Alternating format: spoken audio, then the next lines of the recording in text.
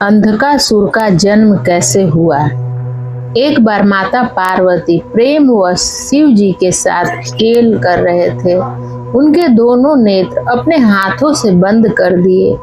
जैसे ही शिव जी की आंखें बंद हुई, पूरा ब्रह्मांड अंधकार में डूब गया, क्योंकि शिव ही सृष्टि के प्रकाश हैं। उसी समय शिव जी के शरीर से एक पसीने की बूंद पृथ्वी पर गिरी। उस पसीने की बूंद से एक भयानक बालक उत्पन्न हुआ, जो जन्म से ही अंधा था। इसी कारण उसका नाम अंधक पड़ा। उससे एक ऐसा जीव प्रकट हुआ जिसका मुख विकराल था।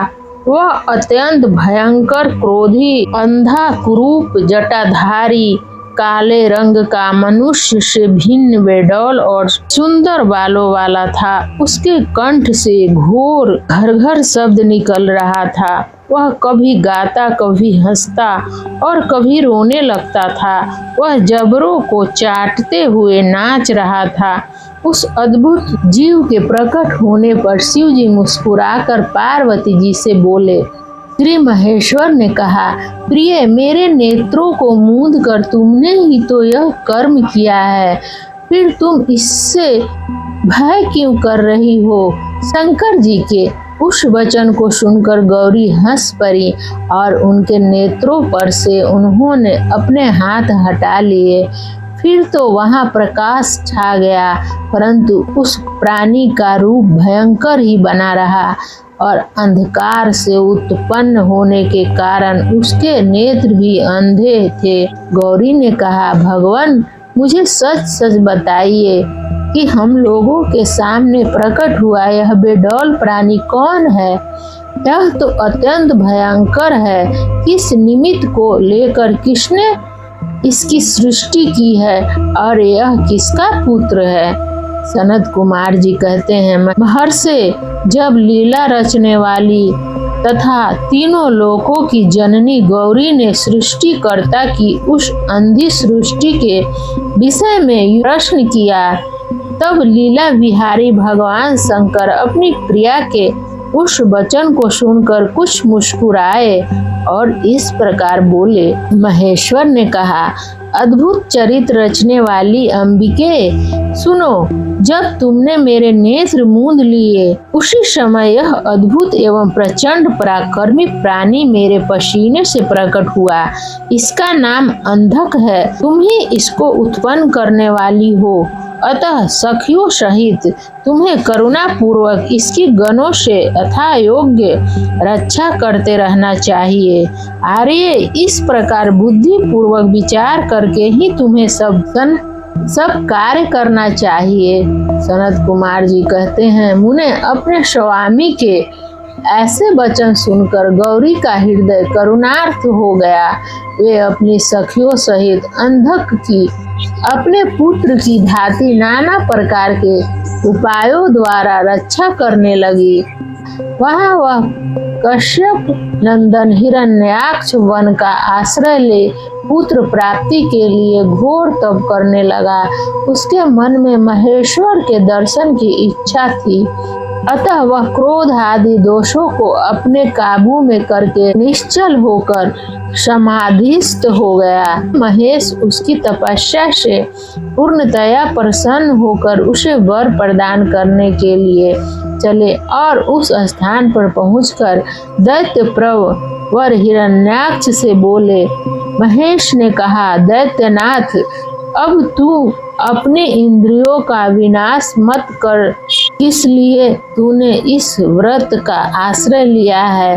तू अपना मनोरथ को तो प्रकट कर। मैं वरदान शंकर हूँ, अतः तेरी जो अभिलाषा होगी वह सब मैं तुझे प्रदान करूँगा।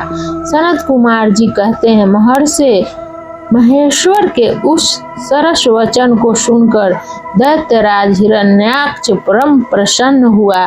उसने गिरीश के चरणों में नमस्कार करके अनेक प्रकार से उनकी स्तुति की। फिर वह अंजलि बांधे सिर झुकाकर कहने लगा। हिरण्याक्ष ने कहा, चंद्रभाल, मेरे उत्तम पराक्रम संपन्न तथा दैत्य कुल के अनुरूप कोई पुत्र नहीं है, इसलिए मैंने इस व्रत का अनुष्ठान किया है। देवेश, मुझे परम बलशाली पुत्र दीजिए।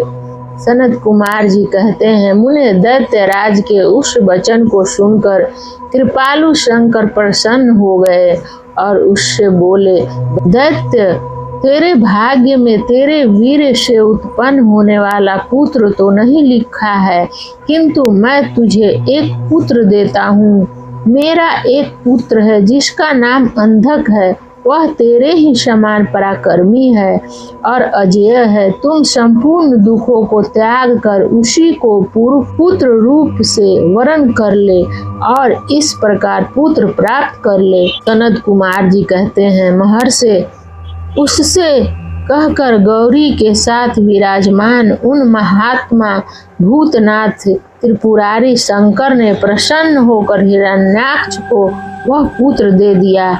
इस प्रकार शिव जी से पुत्र प्राप्त करके वह महामनस्वी दैत्य परम प्रसन्न हुआ।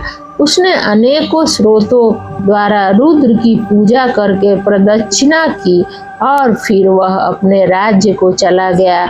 ग्रीस से पुत्र प्राप्त कर लेने के बाद वह प्रचंड पराक्रमी दैत्य संपूर्ण देवताओं को जीत कर इस पृथ्वी को अपने देश रसातल में उठा ले गया। तब देवताओं, मुनियों और सिद्धों ने अनंत पराक्रमी विष्णु की आराधना की। फिर तो भगवान विष्णु सर्वात्मक अज्ञमय विकराल वाराह शरीर धारण कर पाताल लोक में जा घुसे।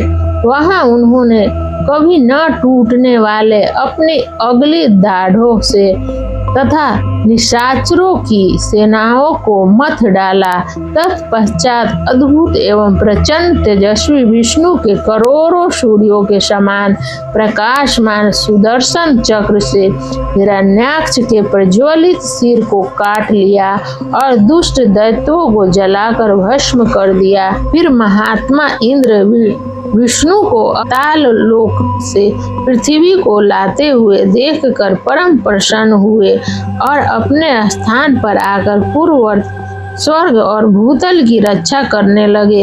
इधर वाराह रूप धारण करके उत्तम कार्य करने वाले उग्र रूपधारी श्री हरि प्रसन्नचित हुए समस्त देवों, मुनियों और ब्राह्मण द्वारा कर अपने लोक को चले गए। इस प्रकार ब्रह्मा रूपधारी विष्णु द्वारा असुर राज हिरण्याक्ष के मारे जाने पर समस्त देव, मुनि तथा अन्य सभी जीव सुखी हो गए। हर हर महादेव।